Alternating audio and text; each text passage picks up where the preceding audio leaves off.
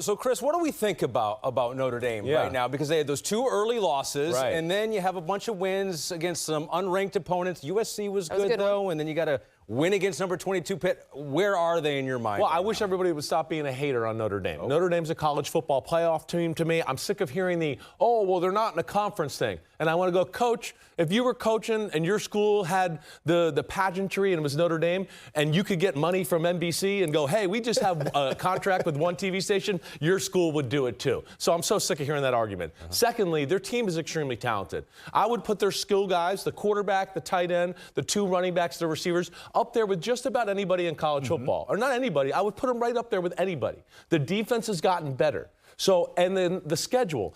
First games are hard. On the road against the U in a tight one with a young quarterback. Second game, you lose to A&M, who is a top 3 or 4 team, period, and undefeated, other than Joshua Perry, right? Okay. But so, yeah, and they've gotten better and better. So I am a believer in Notre Dame. I am too. Notre Dame is one of those teams that I think can win a national title this year. You mentioned the defense, and that was a question coming into this game for me. Pitt quarterback Mason Heinschel started 5 games, over 300 passing yards per game. They limited him to 126 and an interception, right? So, like, that's a different defense than what we saw at the beginning of the year. We love the run game, right? We love what they can do in the pass game. But my one question is with C.J. Carr. Yeah, right.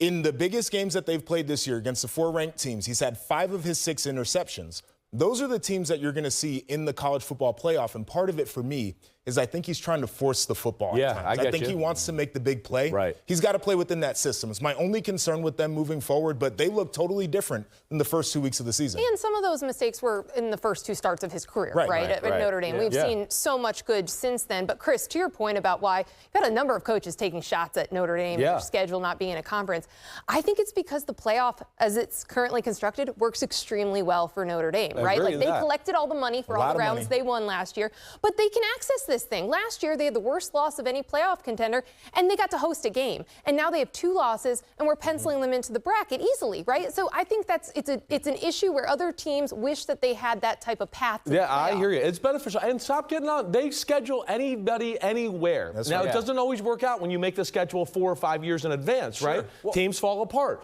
But that, to me, they're not dodging people. They had a tough schedule. You look at the schedule. It was a tough schedule. It was. Miami and Texas A&M. Hey, Boise is supposed to be good. Yeah, exactly. It's not like they've dodged. If you've got a problem with Notre Dame, call up Chris Sims because he will defend them.